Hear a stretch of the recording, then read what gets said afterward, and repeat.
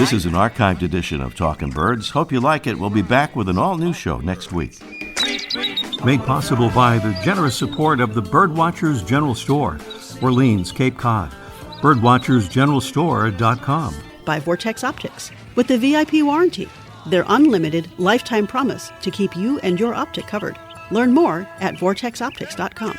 And Beautyo Books, an independent family-owned bookstore carrying one of the largest selections of birding books in the world. beautyobooks.com.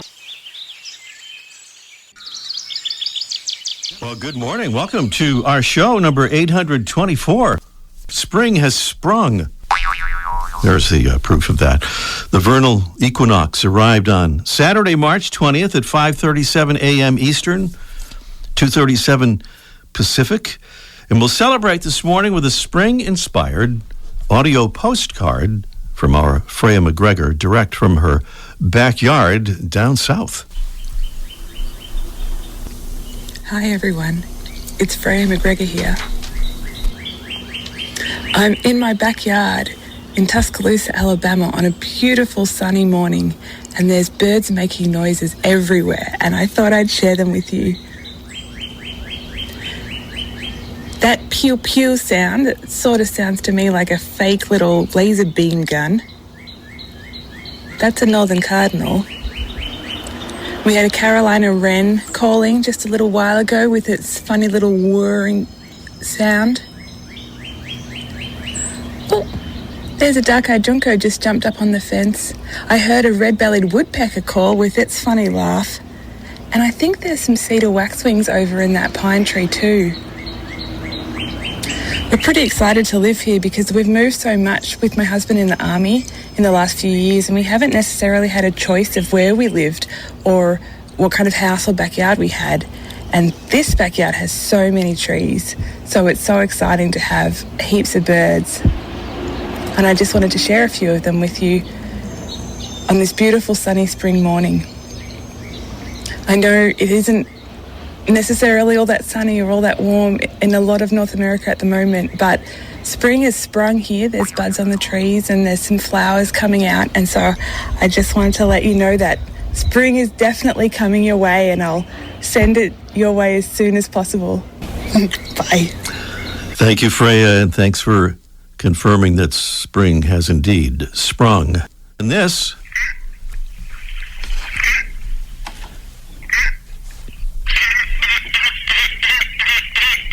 is the sound of our mystery bird, and this is a preview of our mystery bird contest coming along in a little bit here on this morning's show. Our mystery bird is a dark-bodied wader, a wading bird with a long, down-curved bill, long legs, and an iridescent reddish-brown body that in the right light appears purple, green, and bronze. In breeding plumage, both sexes have a pink skin patch bordered in white in front of their red eyes. Our bird might be described as a Western equivalent of a glossy bird found in the East. Clues about our mystery bird there, and a beautiful prize this morning is the Droll Yankees' new generation metal finch sock. It has a beautiful yellow top and base and offers the attraction of a finch sock with the durability of metal. And its design has been proven to attract up to double the number of birds. It can be hung or pole mounted. It's the new generation metal finch sock from Droll Yankees, makers of the world's best bird feeders. And that would be the prize on our mystery bird contest this morning.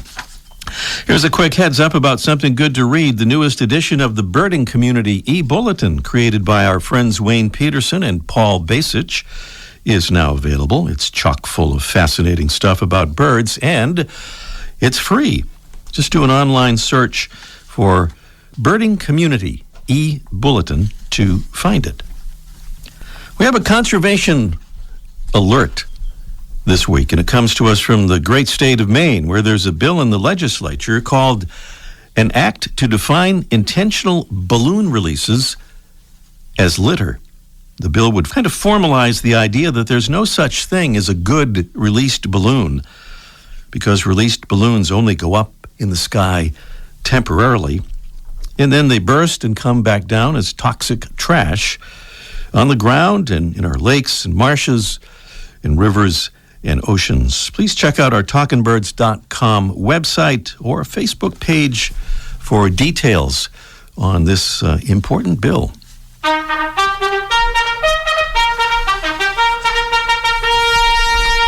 We salute Talking Birds ambassadors who are helping us to spread the word about birds and conservation through our show. And thank you to Rita Fowle from Drayton Valley, Alberta, Canada. She says, as a member of the Fowle flock, I enjoy spending my spare time in nature, enjoying the birds whenever I can. I got my first bird buck when I was 20 and have added many more since then. Thank you so much, Rita. And thank you to Meg Penny from Altadena, California. She says, we're both from Massachusetts, but live in the northeastern part of Los Angeles now. We recently got into birding and are fortunate to live in a great area with lots of different birds. Our favorites recently were a family of Cooper's hawks and a bunch of red-whiskered bulbuls. Wow. That's from Meg and Josh, and they say, P.S., you got to make shirts.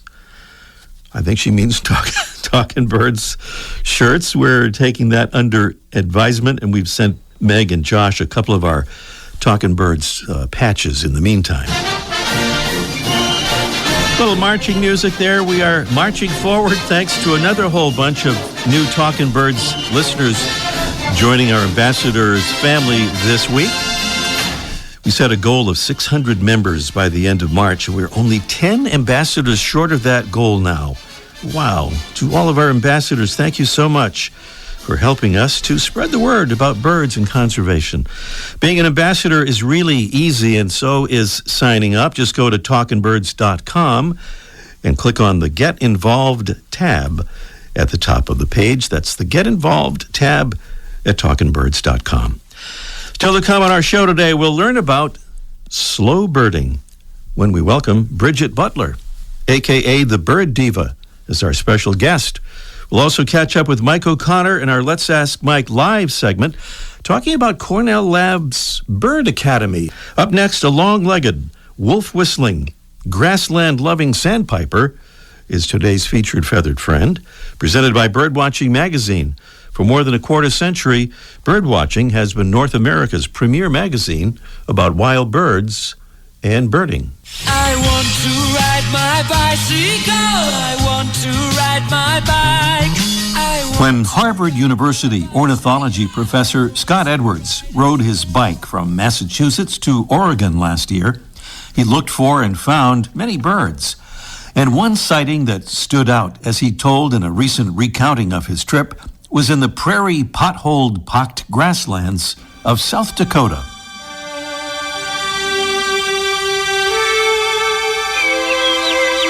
There he was happy to see a large number of individuals of the species we're featuring today.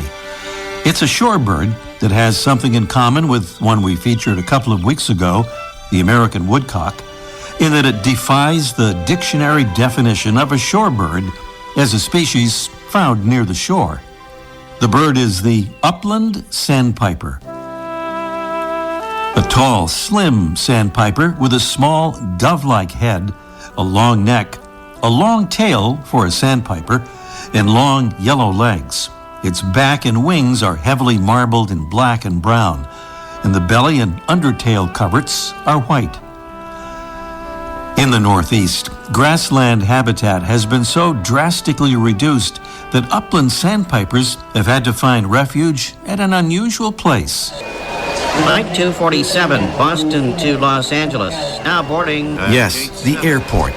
In fact, in several northeastern states, almost all upland sandpipers make their home in the grassy areas surrounding airport runways, since they're often the closest thing to their native grassland habitats that they can find. Now back to the dictionary, which defines a wolf whistle as a distinctive two-toned whistle sounded to express approval of another person's appearance. This may or may not be the intention of the upland sandpiper's call, but part of it does kind of sound like a wolf whistle.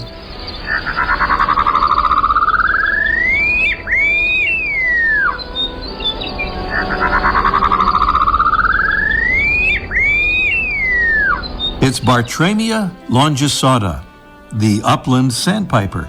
Today's Talkin' Birds featured feathered friend. Keep an eye out for it if you're in a grassland area or an airport.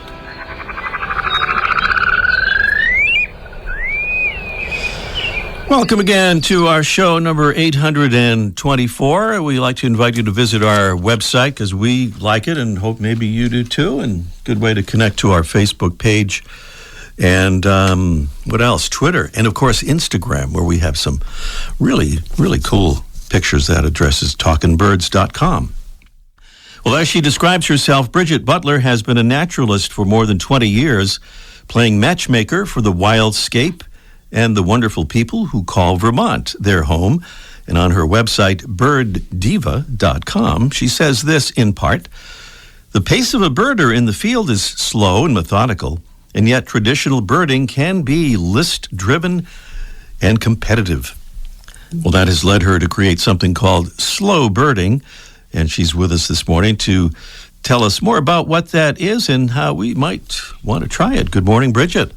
Good morning, Ray. Thanks for having me. Well, it's great to have you on with us, and I love all the stuff that you're doing. And give us a further explanation, if you would, about slow birding.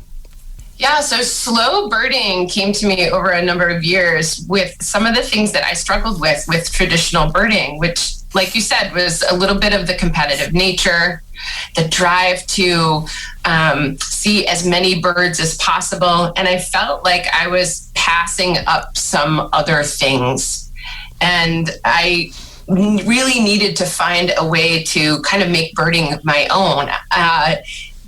I shifted a lot into watching behaviors and trying to get to know different birds in a deeper way. And as I started to do this, I figured out that there were other people that maybe were turned off by traditional birding, and they needed another way to access enjoying birds with other people as well. And so in part, that's where slow birding came from. It also came from the fact that I'm a mom with 3 kids, and I don't have all the time in the world to go and see a rare bird that might pop up somewhere or visit some of those more unique habitats for birds.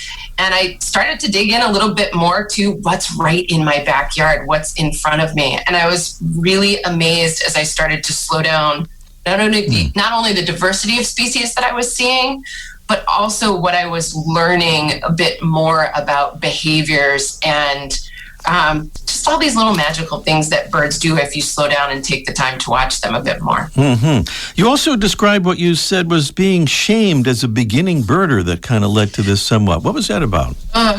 Yeah, so, when I started out, I was actually working for the Audubon Society in Massachusetts, and my focus was more on marine life.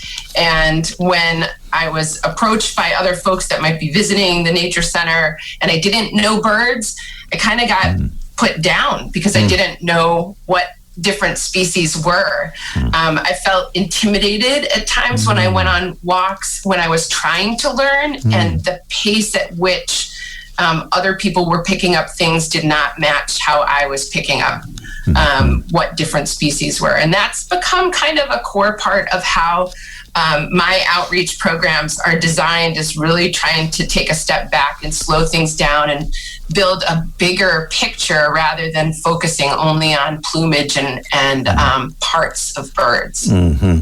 So you have an online course through your website about slow birding, and I think you have 3 main sections: deeper observation, deeper listening, and deeper connection. And in that first one, you talk about something called balanced brain birding. What is that?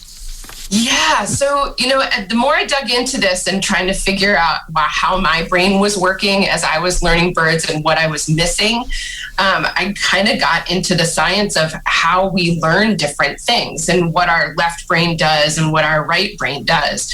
And in my opinion, traditional birding is very analytical. It's linear thinking, it's logical. You're studying individual parts or field marks. You're really relying on field guides and things to help you. And the part that was missing for me was the whole bird. Like, how can I look differently at that whole bird to build a better picture in my mind that I can rely on. And when I started practicing that, and when birds like Birding by Impression came out by Kevin T. Carlson and Dale Rosslett, that book was just like, oh my gosh, this is exactly what I've been looking for. And it kind of backs you up to looking at the whole bird, shapes, size, silhouette, and becoming able to describe that in a way so that you have built an impression of the bird that sticks with you. And it sticks deep within your subconscious so that it's instantly accessible. So trying to train your eye a little bit differently to look at the bird, instead of relying on plumage first, relying on some of these other classic things like shape and silhouette. You go on to deeper listening and deeper connection as part of the course about slow birding on your website, birddiva.com. Well, Bridget, in a couple of weeks, we'll have a guest on the show who's welcoming birders to his farm in Alabama. And I thought maybe you could warm us up for that through another project that you're working on with the Vermont Center for Eco Studies called Bird Broker, that connects landowners with birders. Give us a thumbnail sketch of that project, if you would. Yeah, this is kind of Match.com for birders and landowners. Birders, here we go back to that drive that birders have to go to different spots and visit new places and see new things. And private land is not easily accessible. It's also not part of the data that we're able to collect in order to make conservation decisions. So birders using the platform like eBird, which is a great way to not only keep track of your own birds, but to contribute to science around birds and bird conservation. We kind of tapped into the communities here and found landowners that have an interest in what's going on their property when it comes to birds, because they want to make good management decisions, but maybe don't have the skills to know what breeding birds are on their property. And that drive for birders to be someplace different. So we have a way of signing people up, mapping out where they are in the state, and then pairing them up. So birders paired with landowners. And what they do, we have a set of protocols where the birder visits the landowner's property 3 times in the breeding season, builds a set of eBird checklists that they share with the project. And that's helped us really start to build some data on private lands here in the state of Vermont. It's Bridget Butler, a.k.a. the Bird Diva. Bridget, thank you so much for being with us. Before you go, though, I wonder if you would tell us about that name, Bird Diva. As I was building my brand and trying to figure out how to make a niche for me in the birding world, I was trying to come up with a name. And there was already a bird chick, Sharon Steitler, from out in the Midwest, so I couldn't take that. Okay. And Diva sounded quite delightful, so I just went with that. All right, well, that's how some of the best names come about, I guess. Bridget Butler, a.k.a. the Bird Diva. You can see more about slow birding and other cool things she's doing on behalf of birds and conservation at birddiva.com. That's birddiva.com. Thank you, Bridget. Thanks, Ray. Coming up next here, it's our Mystery Bird Contest in just 1 minute. The flutter of a tail feather, the flash of a wing bar in mid-flight. You don't always have a lot of time to identify a bird in nature, let alone to appreciate its beauty. But with Vortex Optics, you'll have the power to bring every wild moment closer. When you choose Vortex, you're choosing to have a partner in the field as passionate about nature as you are. Whether you're spotting old friends on the backyard feeder or packing for a once-in-a-lifetime trip to add a few species to your life list, Vortex offers a full range of optics and optics accessories for every birder and every budget. And whether the birds are taking you to another state or another country, you're always covered by the Vortex VIP warranty, an unlimited lifetime promise to keep you and your optic covered. If you'd like to learn more, or if you need help choosing your next optic, give Vortex a call at 1-800-4VORTEX or visit vortexoptics.com. Our mystery bird, it's a dark-bodied wader with a long down-curved bill, long legs, and an iridescent reddish-brown body that in the right light appears purple, green, and bronze. In breeding plumage, both sexes have a pink skin patch bordered in white in front of their red eyes. Our bird might be described as a Western equivalent of a glossy bird found in the east. That is our mystery bird. We have the beautiful Droll Yankees New Generation Metal Finch sock as our prize this morning. This is an archived edition of Talkin' Birds. We'll be back with an all-new show next week. 837-4900. We have only 10 minutes left in the show right now and more to do, so give us a call as soon as you can. 781-837-4900. Meanwhile, Mike O'Connor, it's Let's Ask Mike live in just 1 minute. Beauty-O Books carries one of the largest selections of birding books in the world. New, used, and rare books covering everything from backyard birding to general ornithology. From field guides to photography skills, biography, fiction, and humor. You'll find it all, along with the knowledgeable customer service you've been looking for, in one convenient place. BeautyOBooks.com. B-U-T-E-O. BeautyOBooks.com. My name is Josh Labatt, and I'm calling from Thunder Bay, Ontario, Canada.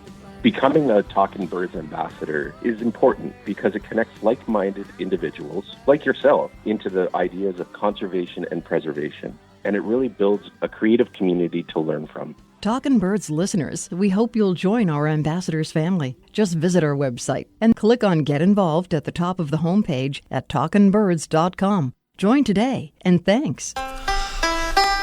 Let's connect to Cape Cod, Massachusetts, Orleans, to be specific, where Mike O'Connor awaits with Let's Ask Mike Live. Good morning, Mike.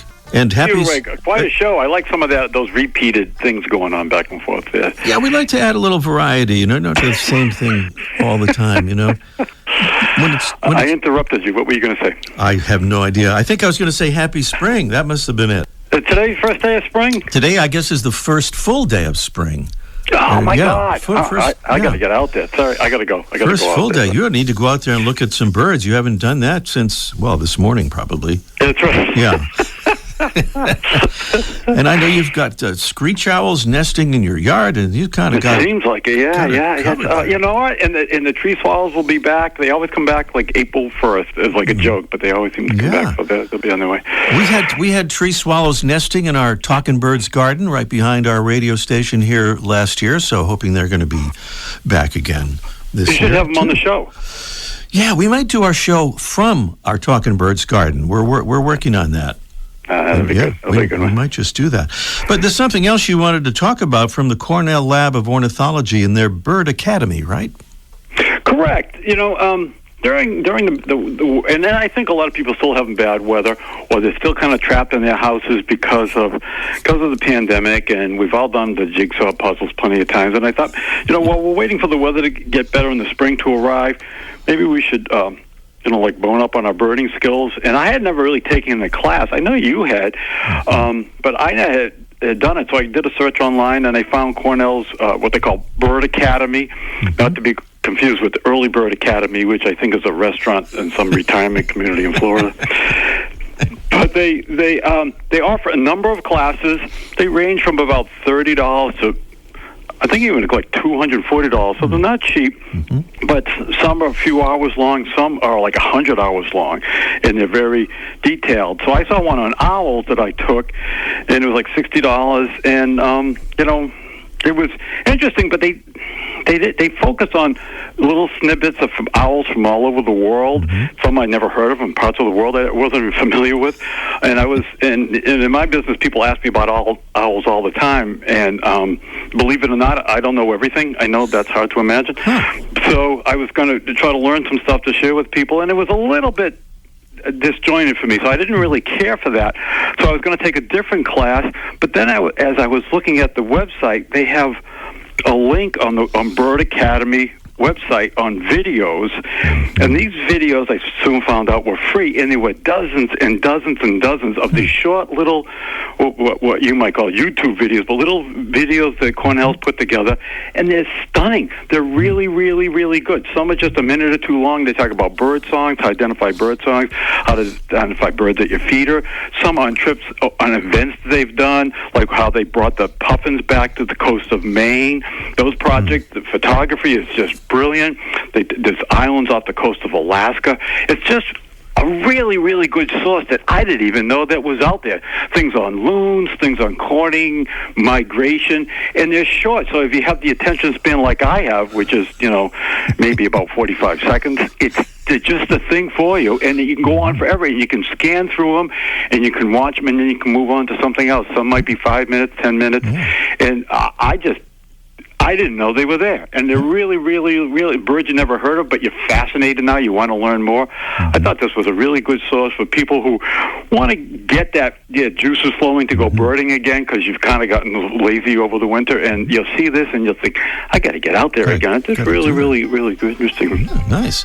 I took that long form course a couple of years ago when it was still in notebook form. And I guess it was more than a couple of years ago. And I'm still working on it. But, Bird Academy. And I think no, it's good. It's funny because you just think I don't know anything, and to have these programs help you kind of get yourself back into it again.